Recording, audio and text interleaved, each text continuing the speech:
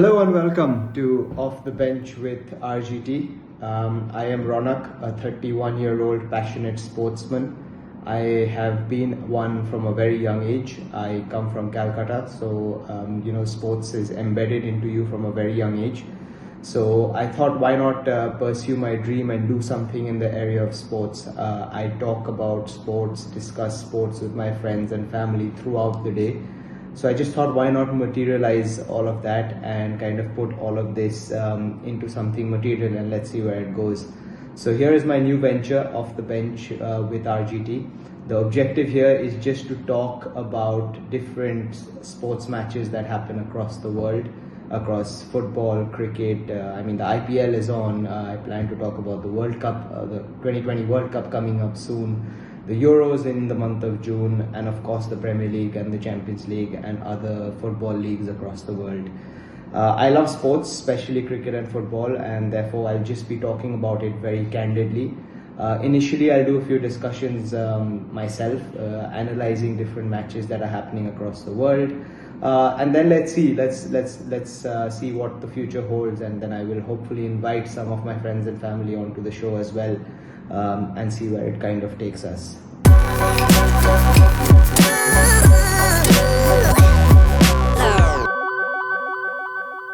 So let's dive right into the first episode of Off the Bench with RGT. In the first episode, I will be discussing the Real Madrid versus Manchester City second leg match that happened last Wednesday. To start off, I would like to say that it was a cracking game. I think any football lover, whether a neutral or a supporter of either of the clubs, would have enjoyed it thoroughly. It was a match of two different types of managers, or rather the tactics in that match were very, very different from both the managers. But you know what, if I'm honest with you, I think there's enough reason for this. Manchester City is probably the most attacking and possession-based team in the world. And if you are up against them and you really want to kind of try and win that match, you have to do what Carlo Ancelotti did with Real Madrid, right? I think if you go toe-to-toe with Manchester City, being any team in the world, it's very, very difficult to kind of keep up with them. You know you will eventually lose out if you go toe-to-toe with them, right? Because they will keep the ball better than you, they will attack your goal better than you. So you have to kind of set up a very, very tactical low block and hold that throughout the 90 minutes and beyond. And I think Real Madrid did that extremely well, right? Because if Ancelotti went toe-to-toe with them like he probably tried doing last season, he would probably get demolished, and Real Madrid would probably get demolished again, right? So it was, in my opinion, a little bit of shrewd tactics that kind of helped Real Madrid reach come out on top after that game. So that was my initial thoughts on it. Man City are probably the best team in the world with possession, right? They keep the ball brilliantly, so you can, attack them as much as you want. You can press them as much as you want. They will play through the press with ease, and you won't even know when lightning strikes, right? I think Ancelotti got the team absolutely spot on as well, with starting Rudiger and Nacho in central defense, with Carvajal and Mendy at the back. And I think the diamond in the midfield worked out really well. You had Camavinga, who is, a beast when it comes to tackles one-on-one with the other players, as well as running up and down. His work rate is second to none. And then, of course, you had Valverde, who is, in my opinion, Real Madrid's most underrated player for the work he does. He's not a big name, he's not a Modric or a Cruz, but the work he does is phenomenal. And you could see that again, right? Running up and down. Every time Real Madrid got the ball, he was running up ahead with Bellingham, Rodrigo and Vinicius. So that was absolutely a great setup by Don Carlo, in my opinion. And I also noticed that how Cruz and Camavinga kind of helped the defenders throughout, because they were under pressure for about, I would say, 90% of the 90 minutes, right? And the four defenders couldn't have done it themselves. So I think while Vinicius and Rodrigo kept, or rather were slightly ahead of the rest of the team along with Bellingham, Cruz, Camavinga, and who was the other one? I think mainly two of them were just basically helping the defense throughout. They were dropping back, defending as a low block. As a very another thing actually I noticed while they were defending was they were very narrow, Real Madrid, right? And I think that kind of made a difference, because if they played too wide, they probably would lose out to the likes of Kyle Walker from Man City, because his strength and pace is probably the best in the world, right? Even players like Vinicius and Rodrigo find it tough to come up against him on the wing. So setting up narrow was, in my opinion, very smart by Ancelotti as well. And then whenever they kind of got another reason actually why I think they were smart in setting up narrow was because Man City always have a central defender who comes through into the midfield, right? You've seen that with John Stones throughout the season this year, how from centre back he breaks into the midfield and then goes forward and plays through the other team with ease. So having that narrow block, kind of crowding that midfield area was another very, very crucial thing which Ancelotti kind of set Real Madrid up to do.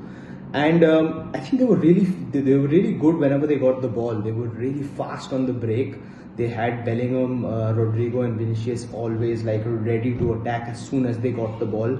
You had Valverde helping them every time they got the ball, who was breaking with absolute pace. That break in transition was superb by Real Madrid, and I think that's how the first goal kind of came, right? I mean, talking about the first goal, that touch from Bellingham was world class. You know, I think he deserved the majority of the accolades, even though Rodrigo scored and Vinicius crossed the ball to him. But for Bellingham to take the ball with so much ease coming down from high up in the air, it's not very easy. I mean, whoever has played and watched football enough, you know how tough that is. And for him to do that with ease and then just swivel past the Man City player and then pass it out wide to Vinicius, that was absolutely world class. Not many players can do that. I mean, we know Jude Bellingham is probably one of the brightest talents in world football today. So it did not surprise us to see what he did, but I think he deserves the majority of the accolades. And after the first goal happened, I mean, we all knew what would happen post that, right? Man City are so good attacking other teams, so good on the ball, and when they're losing 1-0 down in pretty much a do or die match, you know what's coming. You know they're going to attack you full throttle, even more actually. And we saw that clearly in the second half, right? They were just fearless. Every time they got the ball, they were attacking with no fear. They pretty much had 10 men around the Real Madrid box throughout the second half. Grealish was fantastic. I thought the way he was playing against Carvajal on that wing. And everyone else, you name it. You have your Bernardo Silvas, your Fodens, your Rodrigos. De Bruyne is world class, like we all know. There's no point even saying more about him. But they were phenomenal in that second half, and I was really surprised that they did not score more than one goal in that second half. Because every time they kind of got the ball and they broke into the Real Madrid box, it looked like they were going to score. I think the only thing that was missing out that day was their finishing touch, but their play and attack was superb, right? Having said that, I feel Real Madrid deserve enough credit for defending so well in that second half, because it could have become really ugly for them, right? It could have become 4-1, 5-1, anything. But they defended like a strong team. I mean, Man City do this against all teams anyway, right? If it was a Luton Town or any other team, honestly, in the Premier League, they would have probably scored 4-5, because while other teams try to defend with a low block, it's not always successful. But that's why Real Madrid is Real Madrid, right? They are champions of Europe for a reason. They are probably the best team in Champions League history for a reason, right? Defending like that in that second half was truly commendable, and I don't think any other team apart from Real Madrid could have done that. Rudiger was immense. He kept Haaland quiet for a second game running, and not many defenders do that. We know that, right? Erling Haaland in the box is a beast. So for Rudiger to keep him quiet like that across the 90 minutes was superb. I thought Nacho was great as well. While he's a veteran of the Real Madrid team, his experience really showed, right? He was using his body, he's using strength throughout the match.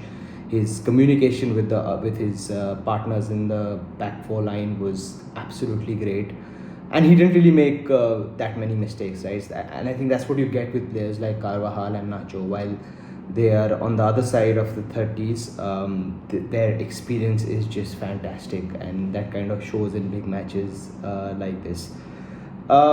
Moving on, I think when City did break in the 76th minute, if I'm not wrong, I think that goal was needs to be credited to Pep and Jeremy Doku more than De Bruyne. Of course, you expect De Bruyne to score from that range, but I think that change that Pep did of getting Grealish off and getting Doku on against the tired legs of Carvajal was really, really smart and shrewd. I think he sensed that Carvajal was already on a yellow card and was tiring. You could see that. And Doku is a little bit of a different player than Grealish, right? While Grealish kind of takes more time on the ball, whereas Doku is just quicker with his feet and more skillful. And I think that against Danny Carvajal really kind of showed when he came on.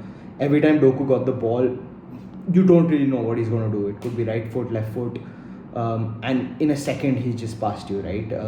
While Grealish probably gives you more time, gives you more balance to kind of, as a defender, you have that extra few seconds when Grealish is up against you, and he's not as direct as Doku. Often you see Grealish kind of keeping the ball with him and then passing backwards at times, right, if a City player is free. But Doku very rarely does that. His objective whenever he gets the ball is to kind of do some tricks and then swivel past you straight into the box, be more direct, and then cross the ball, right?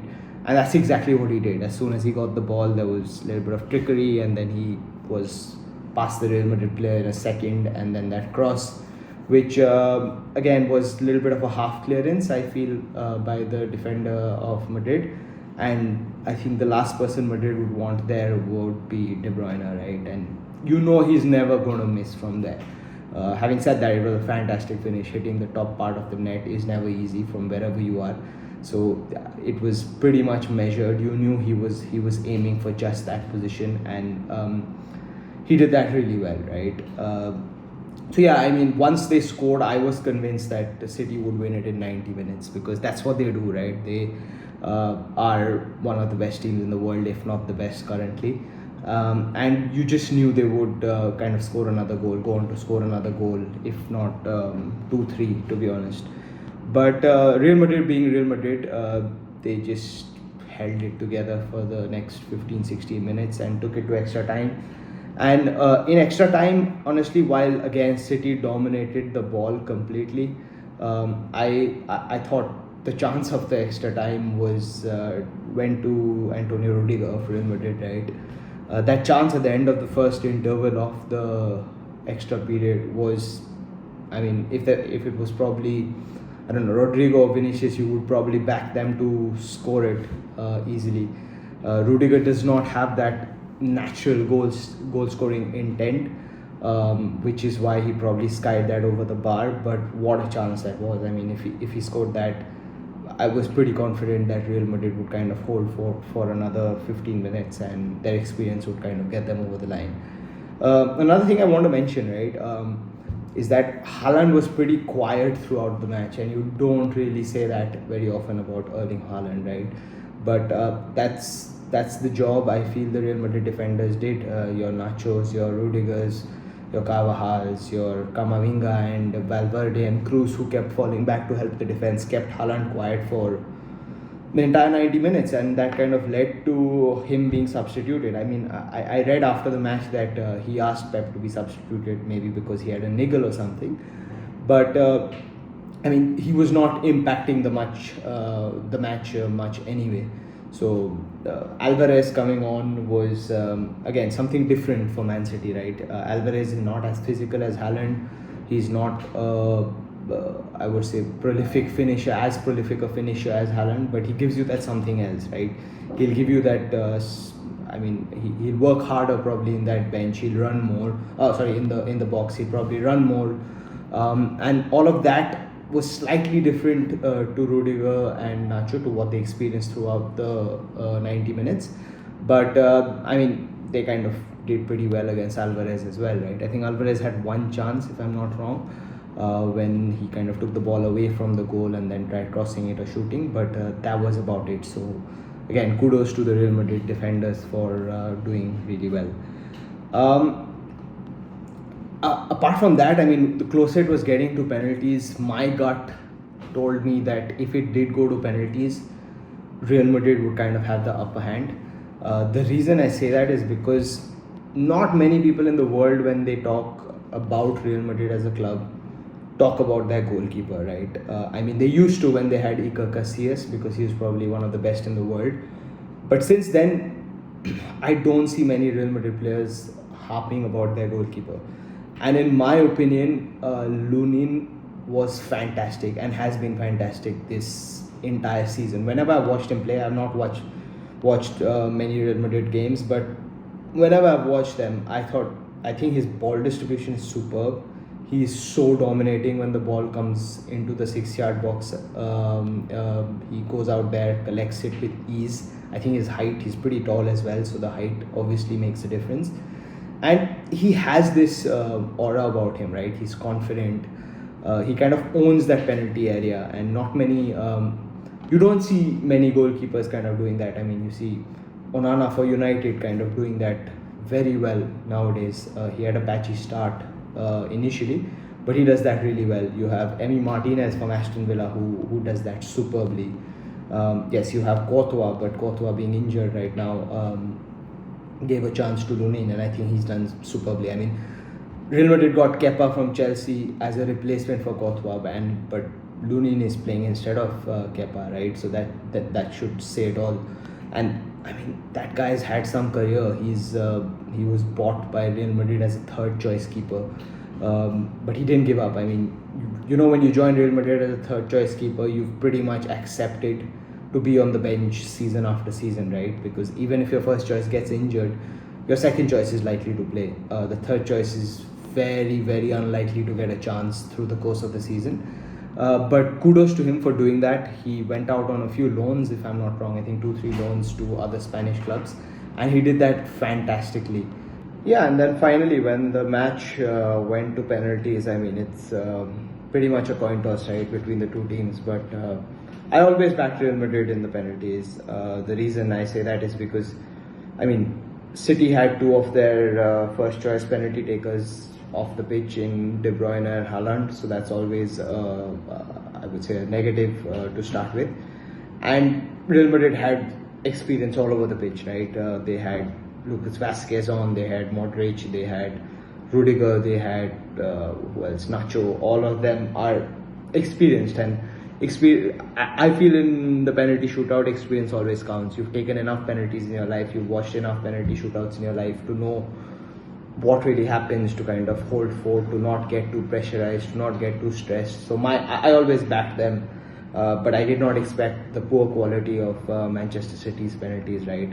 I felt like Bernardo Silva probably expected Lunin to dive one way, and that did not happen. Having said that, I mean, it was a pretty poor penalty. There was no power, there was no intent. You could kind of see that. I mean, even in his walk-up, right, he didn't look as confident as some of the other ones who scored.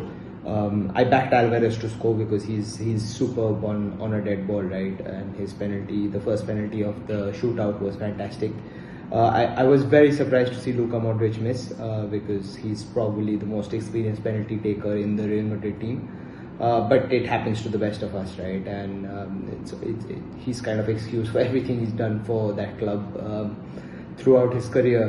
And then Kovacic missed, which I didn't think it was that bad a penalty, but I felt that Rudiger being cheeky and pointing towards the goalkeeper's right was a little smart because, of course, Chelsea roots, right? So he probably knew Kovacic's preferred position, or rather preferred direction. I mean, Lunin should have used, I'm sure he used Rudiger and Kepa's knowledge quite a bit. because both of them played with Kovacic in Chelsea earlier.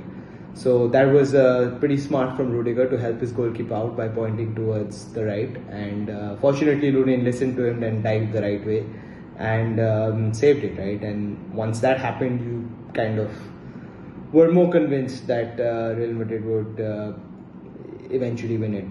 The rest of their penalty takers, I mean, Lucas Vazquez, that guy, when it comes to penalty shootouts, I think the last time, last time he took a penalty was probably in the Champions League final a couple of years back, or a Champions League semi-final a couple of years back, where he walked up very calmly and casually, right, without showing much pressure or stress.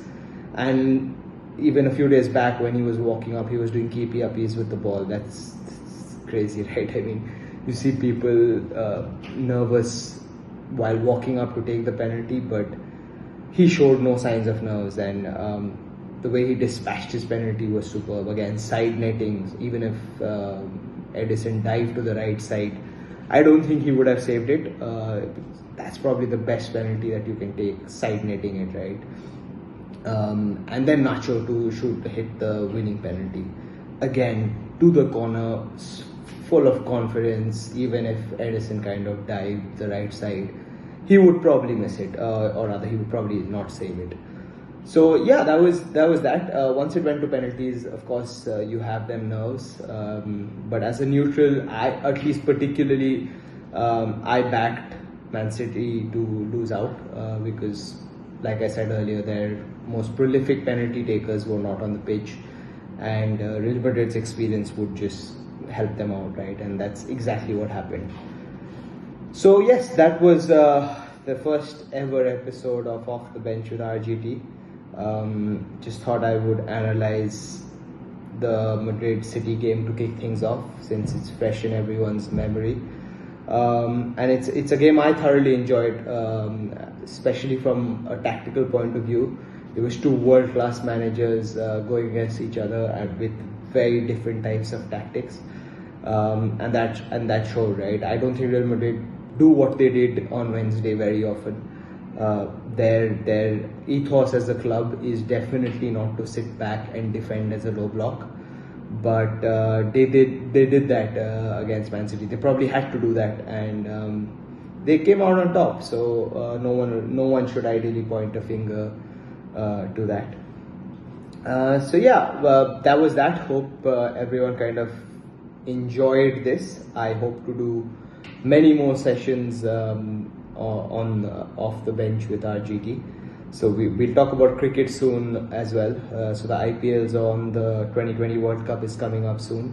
So we'll talk a lot about that as well. The India 2020 squad is going to be announced, I think, in the last week of April. So I will talk to you guys about who I feel should be in that squad and who should not, for obvious reasons. So that's that. Hope you guys enjoyed the first episode. In the meantime, request everyone to please share the word, spread the word, spread the love. A lot of people who will eventually watch this video know my passion and love for sports. So I just thought I'll follow my dream and do something, right? I'm 31 now. I've been telling myself for years that I want to do something in sports, So I'm glad I finally got myself to come here and talk to you guys about what I love. I've had friends who've continuously told me that, all this knowledge is going to go to waste if you don't talk about it or put it to paper, right? So I'm kind of glad I've kind of got that confidence finally to do that in front of a camera. So yeah, like, share, subscribe, like every other podcaster would say, and let's see where it takes us. So yeah, see you soon, guys. Have a good one.